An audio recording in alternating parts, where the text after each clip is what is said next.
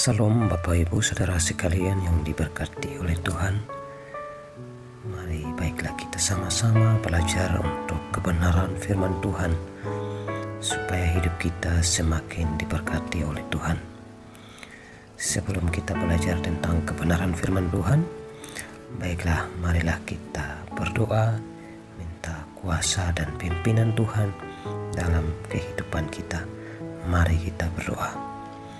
Bapa, di dalam nama Tuhan Yesus, Bapa yang penuh dengan kasih karunia dan anugerah yang melimpah-limpah dalam setiap kehidupan kami bersyukur Tuhan untuk hidup yang terus diberkati oleh Tuhan. Kami berterima kasih karena tanpa Tuhan kami tidak bisa apa-apa. Namun Tuhanlah yang memberikan kami kekuatan, semangat, sukacita yang berlimpah-limpah dalam hidup kami, sehingga kami tahu kami mampu itu semua oleh karena kebaikan dan kasih karunia Tuhan bagi hidup kami. Tuhan yang memberkati setiap hidup kami, Tuhan yang menjamah seluruh hidup kami, karena kami adalah milik kepunyaan-Mu Tuhan. Terima kasih Tuhan Yesus, berkati kami pada saat hari ini.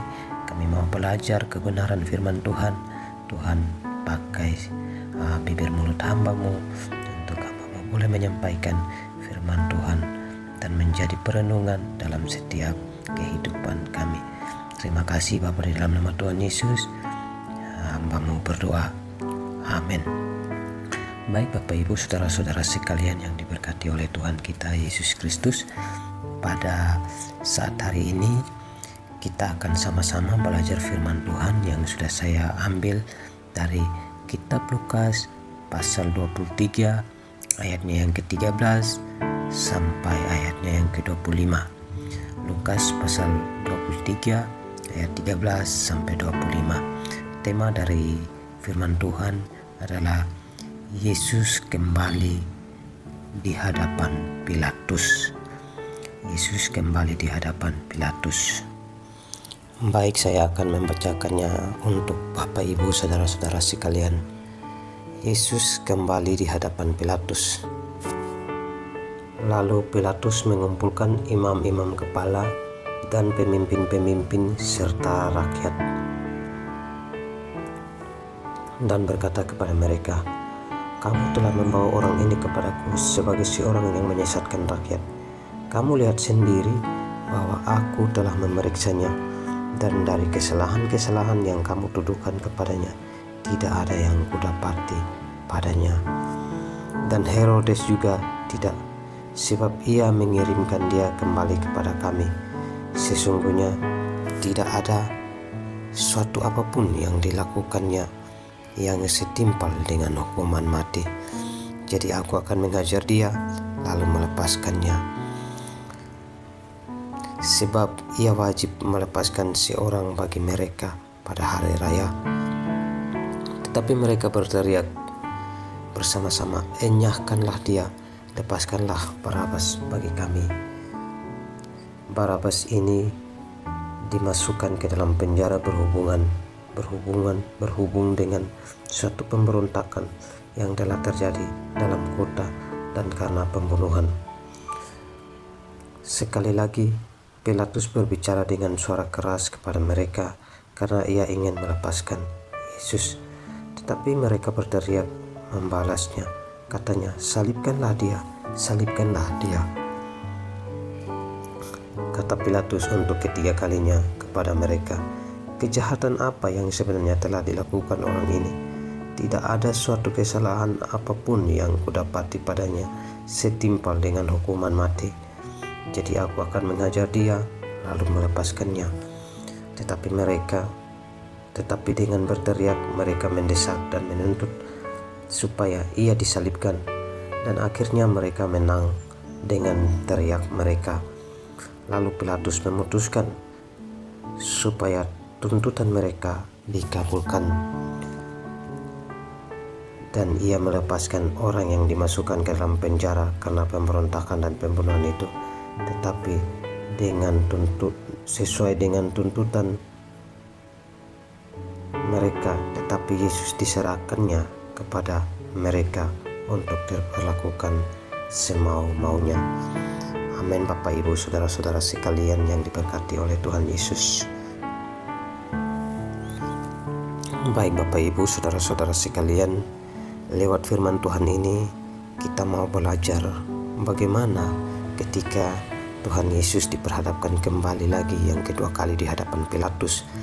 Jadi ketika kita melihat Pilatus mengumpulkan orang-orang imam-imam dan pemimpin-pemimpin rakyat, di situ kita melihat bahwa ada sesuatu yang Pilatus tahu bahwa ini bukan masalah tentang politik, namun ini berbicara tentang iman yang dimana dikuasai oleh orang-orang Yahudi, imam-imam kepala dan pemimpin-pemimpin rakyat, sehingga Pilatus mengumpulkan para imam dan pemimpin-pemimpin rakyat supaya dengan demikian masalah ini bukan masalah politik atau masalah suatu negara atau pemerintahan, namun ini tentang masalah iman.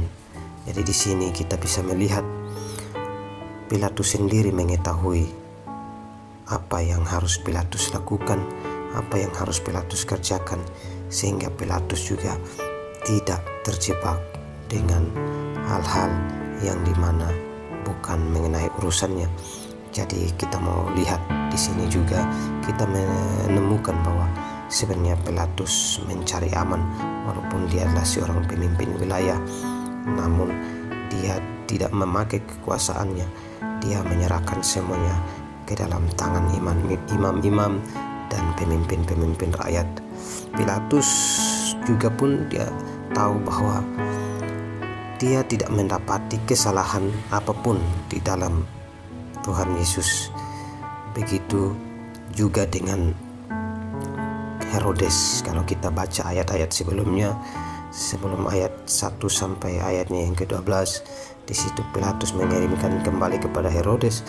Namun ketika mereka memeriksa, mereka tidak menemukan kesalahan apapun di dalam diri Tuhan Yesus, dan mereka berinisiatif untuk sekedar menghajar Tuhan Yesus dan melepaskannya. Namun para imam-imam dan pemimpin-pemimpin rakyat, mereka mulai marah. Mereka tidak menerima apa yang menjadi keputusan Pilatus. Bahkan mereka berteriak dengan lantang dan keras, "Hukum dia, hukum dia." Jadi kita bisa melihat Bapak Ibu saudara-saudara bahwa sekalipun Pilatus sudah memeriksa Tuhan Yesus dan tidak mendapatkan satu apapun kesalahan, namun para imam-imam yang memiliki sakit hati karena mereka merasa dalam masalah iman, dalam masalah keagamaan, mereka akan kehilangan banyak jiwa-jiwa, mereka akan kehilangan orang-orang percaya, sehingga dengan ketakutan, dengan kebimbangan, akhirnya mereka hanya mau Tuhan Yesus harus dihukum. Dan hukuman itu adalah hukuman salib. Mengapa harus hukuman salib? Karena di zaman bangsa Romawi, penjajahan terhadap orang-orang Israel, hukuman itulah yang ada bagi orang-orang yang melawan pemerintahan Romawi. Nah, kita melihat di sini bahwa sekalipun Tuhan Yesus tidak melawan pemerintahan Romawi, namun dia harus mengalami hukuman dalam bentuk penyaliban, seakan-akan dia adalah seorang pemberontak. Namun kita melihat di sini bahwa Tuhan Yesus tidak melakukan satupun kesalahan.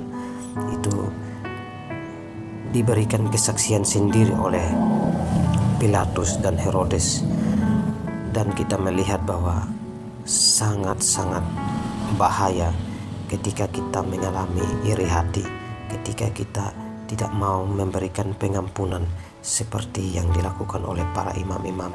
Kita hanya takut terhadap apa yang akan keluar atau apa yang akan kita merasa akan kehilangan. Itulah yang harus kita waspadai Bapak Ibu saudara-saudara sekalian.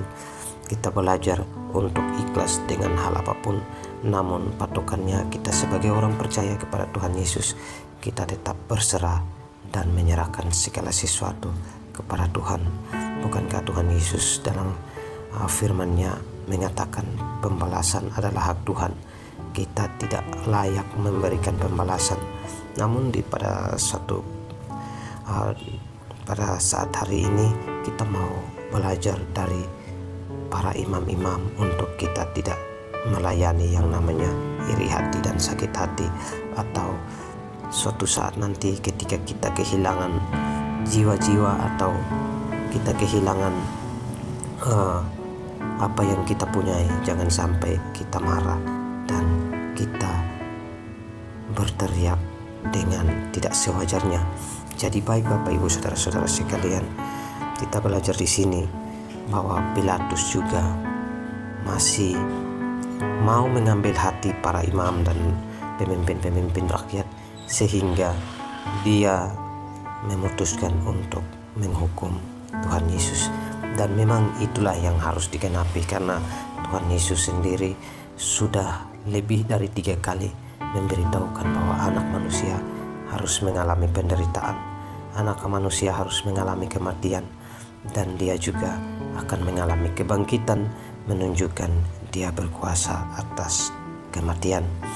Jadi kita juga mau belajar dari sifat dan karakter Pilatus, supaya kita tidak menjadi seperti Pilatus yang hanya karena ingin mengambil hati, kita menyerahkan sesuatu yang lebih berharga, sesuatu yang tidak bersalah. Mari kita sebagai anak-anak Tuhan, sebagai anak-anak terang, kita belajar untuk menjadi orang-orang yang taat, untuk belajar supaya kita menjadi orang-orang yang rendah hati. Baiklah kita lebih banyak berkorban daripada kita lebih banyak menerima. Itu adalah gambaran firman Tuhan yang kita belajar supaya kita menjadi anak-anak terang di dalam Tuhan Yesus. Salam Bapak Ibu Saudara sekalian, kiranya firman Tuhan pada saat hari ini boleh memberkati Bapak Ibu sekalian, dan kita terus belajar akan kebenaran firman Tuhan. Baiklah, mari kita berdoa. Terima kasih Tuhan Yesus untuk kebenaran renungan firman Tuhan pada saat hari ini. Biarlah Tuhan yang menjamah setiap hati dan pikiran kami, sehingga kami terus berjalan dalam terang kasih Tuhan, dan kami terus merasakan pimpinan penyertaan Tuhan dalam hidup kami satu hari ini. Tuhan yang menyertai, Tuhan yang menolong, Tuhan yang memimpin. Terima kasih Tuhan Yesus, kami menyerahkan hidup kami. Berkati setiap apa yang akan kami kerjakan Tuhan. Berkati setiap keluar masuk kami, Tuhan yang memberkati semuanya. Terima kasih Tuhan Yesus, Bapa yang penuh dengan kasih karunia, kami berdoa. Amin. Baik Bapak Ibu Saudara-saudara sekalian, Salam. Terima kasih banyak untuk waktunya, dan mari terus belajar dan untuk meminta pimpinan Tuhan. Salam Bapak Ibu, terima kasih. Tuhan Yesus memberkati.